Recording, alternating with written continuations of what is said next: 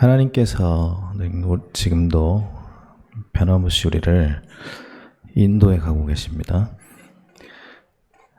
그런데 때로는 우리를 보호하기 위해서 우리의 선택을 막기도 하시죠.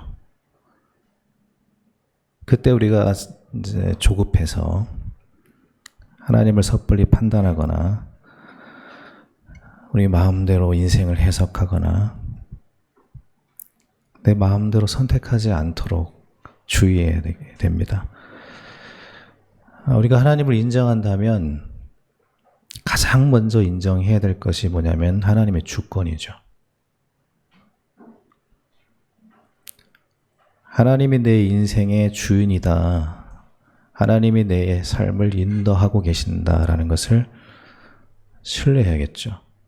우리가 하나님을 믿는다면 가장 먼저 신뢰해야 되는 것이 그것입니다. 또 한 가지 우리가 믿어야 될 게 있다면 하나님은 나보다 나를 더 사랑하신다.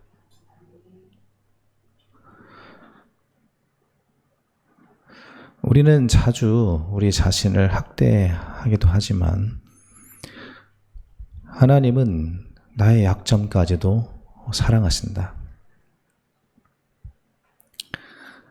정상적인 부모가 자녀의 장애까지 껴안고 사랑하듯이 하나님은 우리의 약점도 사랑하신다. 자, 이 하나님이 나를 사랑하신다. 그리고 하나님이 나의 주인이시고 가장 좋은 길로 나를 인도해 가고 계신다. 이 진리 중에 진리를 믿는 것이 신앙생활에서 첫 번째겠죠. 우리를 향한 하나님의 마음을 아는 것이 철든 신앙인 것 같습니다. 예수님께서는 평강의 왕으로 이 땅에 오셨습니다. 마음의 평강뿐 아니라 몸의 평강까지 있게 하시기 위해서 오셨어요. 그 평강의 왕을 오늘도 우리가 주인으로 모시길 바랍니다. 우리가 신앙생활을 한다는 것은 그 예수님의 능력을 가지고 살아가는 걸 말하는 겁니다.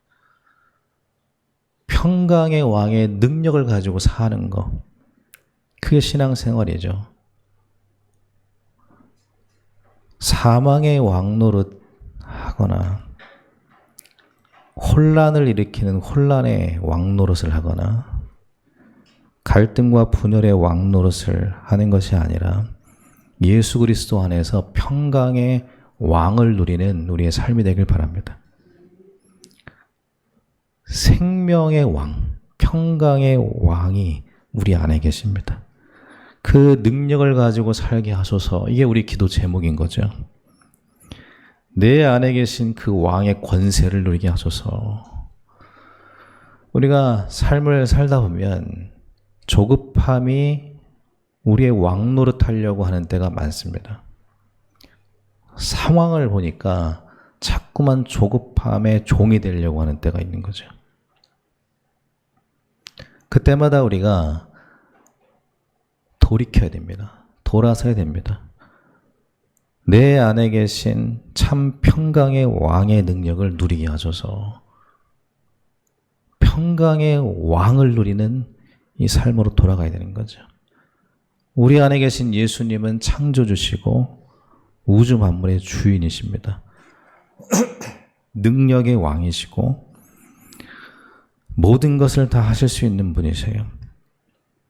우리가 혹시 인생의 끝자락에 있는 것 같아도, 그런 느낌 속에 있다 하더라도, 혹은 시련 속에 있더라도 우리 안에 계신 예수님을 생각하면서 예수님께서 십자가를 지시면서도 왕처럼 당당하게 걸어가셨던 것처럼 우리도 그렇게 당당하게 살았으면 좋겠습니다. 사망의 왕노릇하는 그 인생이 아니라 분열을 일으키는, 갈등을 일으키는 그런 왕노릇하는 인생이 아니라 그게 다 사람의 가르침에서 오는 겁니다. 생명과 평강의 왕의 가르침을 따라서 그 안에서 예수님처럼 살게 하소서. 왕처럼 살게 하소서. 사도 바울이 고린도전서 4장에 너희가 참 왕처럼 살라고 말합니다. 어떤 상황이 우리에게 있든 평강의 왕을 누리고 있다면 축복할 수 있다는 거예요. 어떤 상황에 있든 내 안에 예수 그리스도의 그 왕되심이 있다면 권면할 수 있고 견딜 수 있다라는 겁니다. 그 예수님의 길을 따라서 당당하면서도 여유 있으면서도 빛의 영향력이 있는 우리의 삶이 되길 바랍니다. 오늘 말씀해 보니까 오늘 말씀 그 자체로 그냥 하나님이 우리에게 주시는 말씀입니다. 다시 한번 읽어보겠습니다. 15절 보니까 하나님이 이렇게 말씀하셨습니다. 주 여호와 이스라엘의 거룩하신 이가 이같이 말씀하시되 너희가 돌이켜 조용히 있어야 구원을 얻을 것이요 잠잠하고 신뢰하여야 힘을 얻을 것이다. 너희가 돌이켜 조용히 있어야 된다. 돌이켜라는 말은 return하라는 거예요. 너희들이 지금 바라보고 있는 그것이 무엇이냐? 거기서 하나님께로 시선을 돌리라는 말입니다. 이 돌이키라는 말은 회개라는 말과 같은 겁니다. 같은 단어를 사용하고 있어요. 돌이키라는 겁니다. 하나님을 향해서 방향을 돌려라. 하나님을 바라봐라.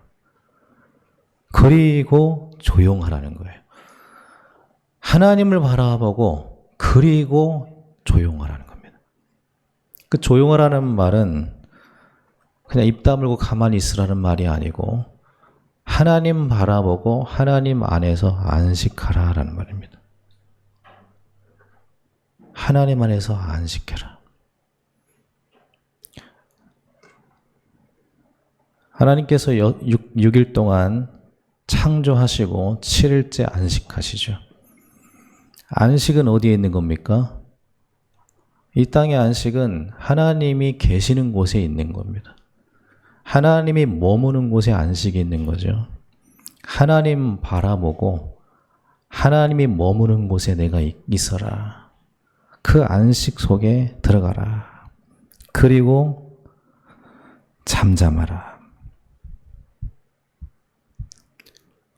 잠잠하라. 이 말은 여러 가지 우리를 방해하는 여러 가지 상황이 있고 우리의 마음을 분주하게 하고 갈등하게 하고 혼란을 일으키는 사람의 말이 있고 상황의 말이 있는데 그럼 모든 말로부터 벗어나라. 그 가르침으로부터 벗어나라. 그게 잠잠하랍니다.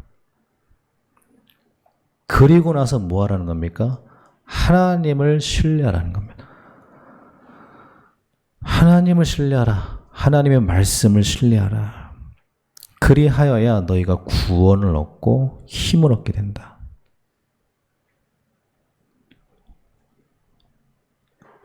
우리가 해야 될 신앙생활에 너무나 단순한 내용인 거죠. 수많은 소리가 난무할 것이고 수많은 소리들이 우리 속에 들어오겠지만 시선을 하나님께로 향하고 하나님을 바라보고 그 속에서 안식을 찾아라. 그리고 여러 가지 말들이 있겠지만 그 말들에서 잠깐 벗어나서 하나님의 말씀을 향하여 신뢰하라. 그때 너희들은 구원을 얻고 힘을 얻게 된다. 그 뒤에 말씀은 이런 말씀입니다. 그런데 너희가 원하지 아니하였다. 그렇게 하길 원치 않았다. 그래서 이스라엘 백성들은 하나님 말씀을 뒤로 한 채 말씀 밖으로 말을 타고 여기 도망갔다라고 떠나갔습니다. 여기서 도망갔다라고 하는 것은 어디로부터 도망간 걸 말하냐면 말씀으로부터 도망간 걸 말하는 겁니다.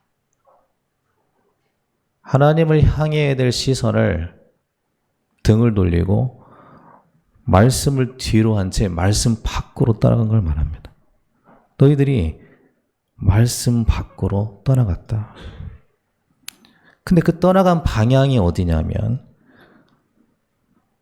나를 도울 수 있다라고 생각되는 세상을 향해서 떠나갔다는 걸 말하는 겁니다. 이 당시 이스라엘 백성들이 아수르를 의지하고 애굽을 의지하고 강대국들을 의지하잖아요. 사람을 의지하잖아요. 그들의 말을 듣잖아요. 그런 말입니다. 하나님의 말씀을 뒤로 한 채 나를 도울 수 있다고 생각되는 세상을 향해서 떠났다라는 거예요. 그런데 떠났는데 세상을 향해서 달려갔는데 세상을 붙잡았는데 어떤 일이 벌어졌다는 겁니까? 16절 끝부분에 보니까 도망가요. 계속 빠른 짐승을 타고 도망갑니다. 그런데 너희를 쫓는 자들이 빠르리니 뒤에서 쫓긴다라는 겁니다. 쫓는 자가 있다라는 거예요. 근데 그 쫓는 자가 누구냐면 내가 나를 도울 수 있다고 생각했던 그 세상이 도리어 나를 쫓는 상황이 됐다는 겁니다. 지금 이 얘기를 계속해서 반복하고 있는 거죠.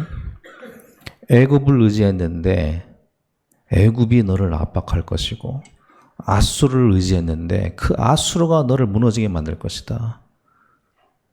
네가 의지하려고 하는 그 세상이 너를 압박하고 도리어 너를 쫓을 것이다. 그 말입니다. 근데 이 세상의 압박이 얼마나 강한지 한 사람이 이렇게 비유를 했습니다. 말씀을 떠나서 세상을 향해서 세상이 하는 그럴듯한 말을 향해서 떠났는데 나를 도울 수 있을 것 같은 그 세상의 가르침을 향해서 떠났는데 도리어 세상에 쫓겨지는 인생이 됐고 세상에 압박당하는 인생이 됐는데 그 압박이 얼마나 강했냐면 한 사람이 꾸짖은즉 1000사람이 도망했고 마치 한 사람이 1000명을 압박할 만큼 그 숨막히는 힘으로 세상에 도리어 쫓기게 됐다. 이스라엘 백성들이 아수르를 따랐지만 아수르에 의해서 결국 무너지죠. 그들이 의지했던 세상에 의해서 숨막혀버리죠. 근데 그 세상의 힘이 얼마나 크냐면 얼마나 우리를 압박하냐면 그들을 압박했냐면 마치 한 사람이 1000명을 압박하듯이 그런 숨막히는 그런 인생이 됐다라는 겁니다. 그래서 결국 그들의 인생이 어떻게 됐냐 17절에 보니까 그 뒤에 부분 보니까 겨우 산꼭대기에 깃대 같겠고 산마루 위에 기치 같으리라. 산꼭대기 깃발. 전쟁을 했는데 전쟁이 다 끝나고 군인들이 싹 다 죽고 산꼭대기 깃발만 딱 남았어요. 그런 인생.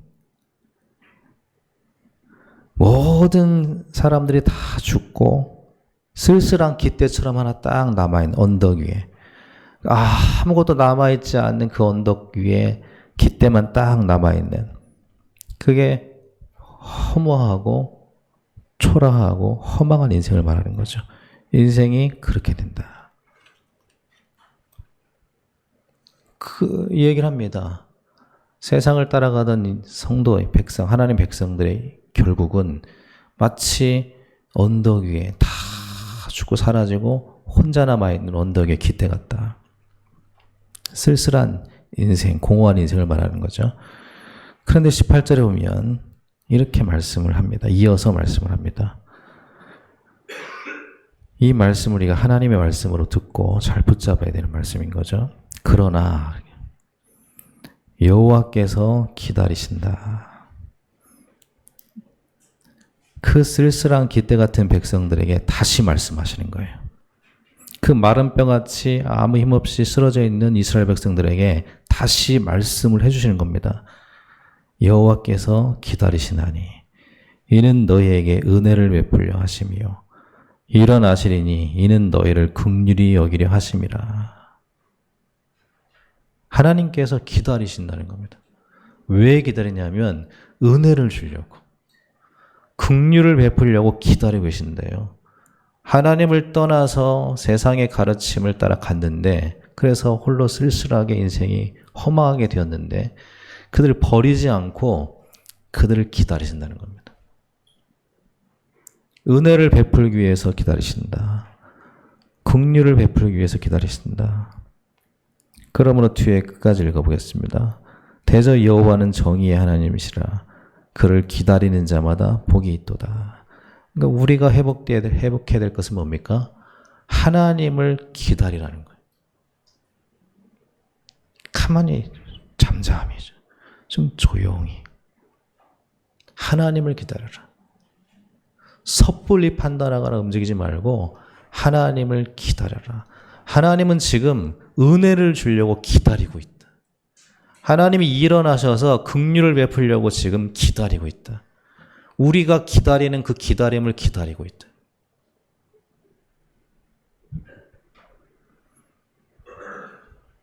무엇을 기다리라는 말입니까? 우리가 하나님의 뭘 기다리는 겁니까? 예수님께서 세상의 모든 사역을 마감하고 승천하시기 직전에 이렇게 말씀하셨습니다. 약속하신 성령을 기다려라. 근데 여러분, 성령을 기다려라는 말이 너무나 추상적으로 느껴지잖아요. 성령을 기다려라. 근데 성경은 여기에 대해서 이렇게 얘기를 하고 있습니다. 성령이 임하고 나서 제자들에게 가장 먼저 나타난 변화가 있습니다. 성령이 임하고 나서. 여러분 혹시 기억하십니까? 성령이 임하고 나서 제자들에게 처음 나타난 변화가 뭡니까? 사도행전 2장 4절을 한번 펼쳐보겠습니다. 사도행전 2장 4절을 한번 펼쳐보겠습니다. 하나님께서 우리에게 기다리기를 원하셔요. 기다려라. 예수님도 기다려라. 성령이 임할 때까지 기다려라. 그걸 기다렸어요, 제자들은요. 그리고 성령이 마침내 임하고 나서 그들에게 왔던 가장 처음의 변화가 있습니다. 사도행전 2장 4절 다 같이 읽어보겠습니다. 시작. 그들이 다 성령의 충만함을 받고 성령이 말하게 하심을 따라 다른 언어들로 말하기를 시작하니라. 예. 성령의 충만함을 받고 어떤 변화가 일어났습니까?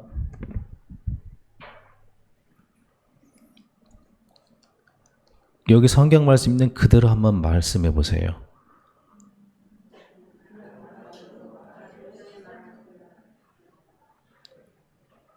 성령의 충만함을 받고 그 다음 일어난 변화는 성령의 말하게 하심을 따라 말한 겁니다.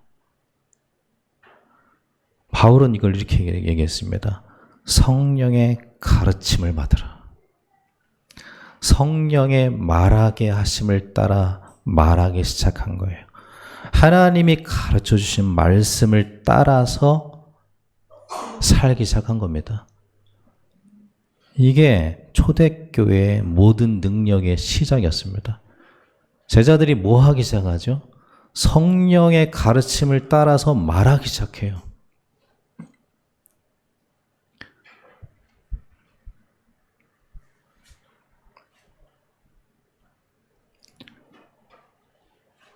우리가 지금 우리 교회, 우리 성도님들이 하나님께서 우리에게 가장 원하시는 게 한 가지가 있다면 이겁니다.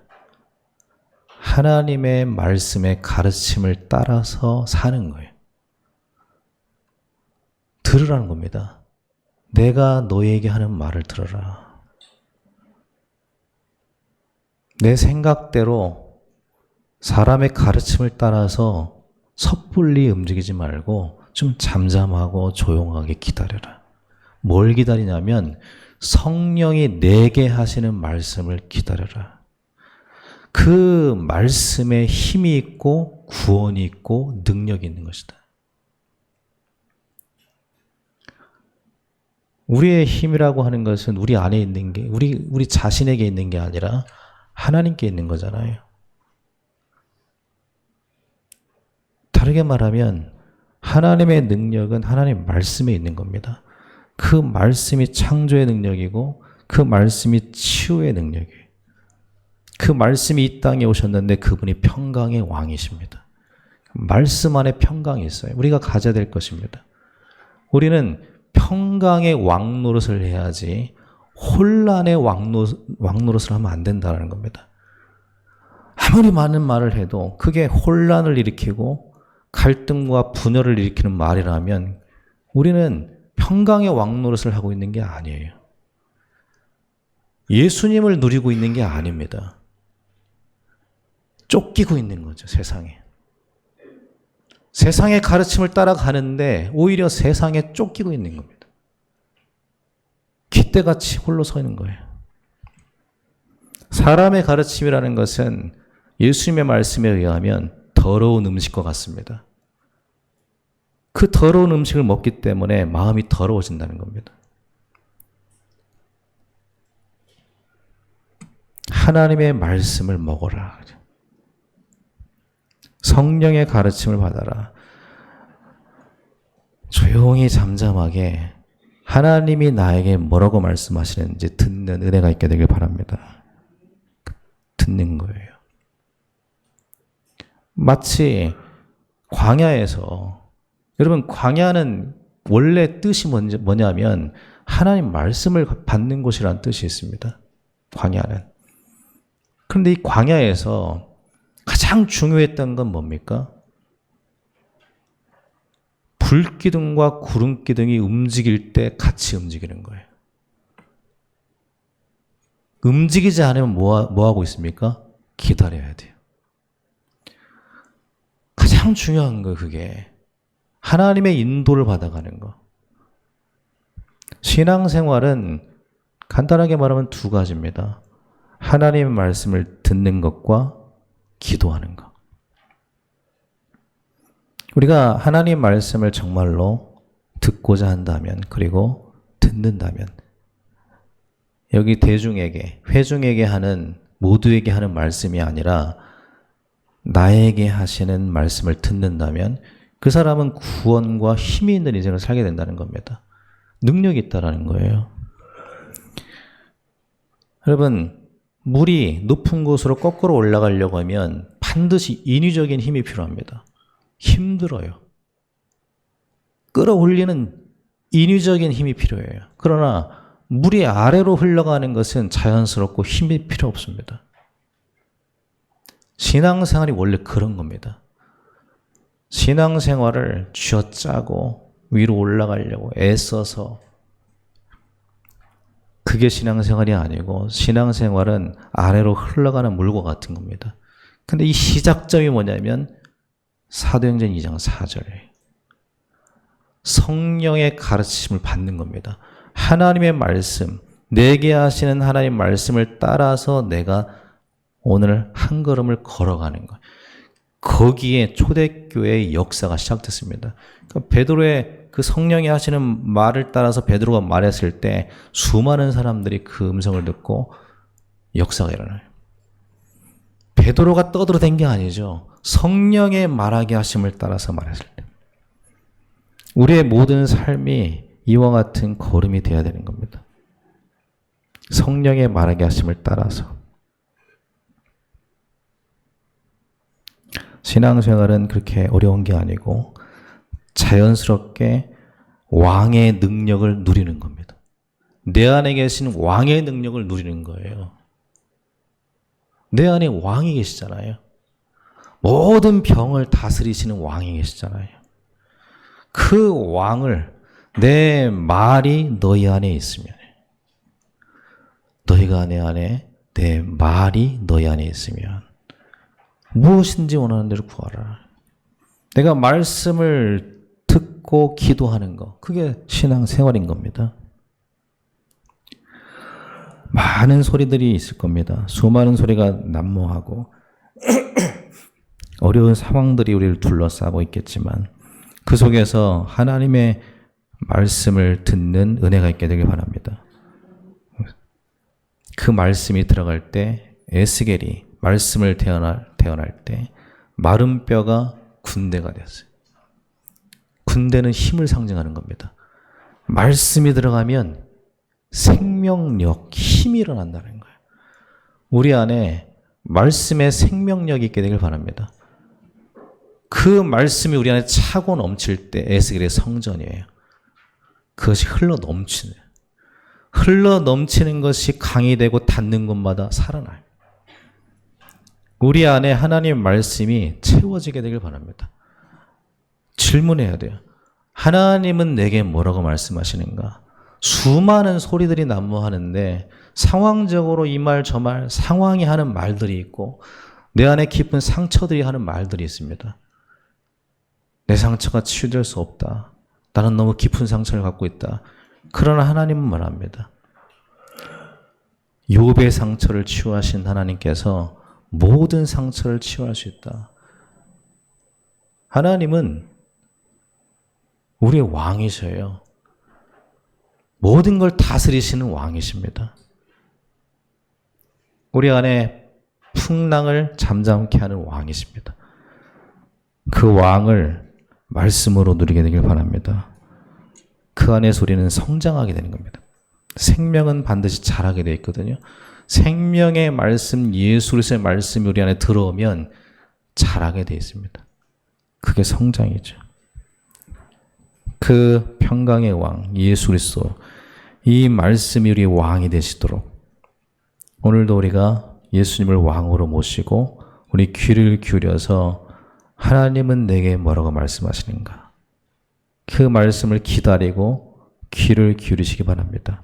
그때 예수 그리스도가 왕의 권세를 가지고 우리의 배경이 되실 줄 믿습니다. 저는 돈이 없어서 돈이 배경이 아니라 있어도 배경이 될 수가 없어요. 인맥도 우리의 배경이 아닙니다. 변함없는 배경은 그리고 영원한 배경, 그리고 완전한 배경, 그리고 참된 구원의 배경, 진짜 힘의 배경, 나를 보호하는 방패, 나의 목자, 우리의 배경은 우리 안에 계신 예수 그리스도인 줄 믿습니다. 하나님이 우리의 배경이셔요. 염려할 게 없습니다. 그분이 우리를 사랑하시고 지금도 우리를 가장 좋은 길로 인도해 가고 계십니다. 이 완전한 배경을 누리고 우리 남은 인생에 귀를 기울여서 주의 말씀을 듣고 채워서 그것이 어떻게 능력으로 나타나는지 그것을 보면서 걸어가는 능력 있는 우리 모든 성도님들 되기를 예수님의 이름으로 축원합니다.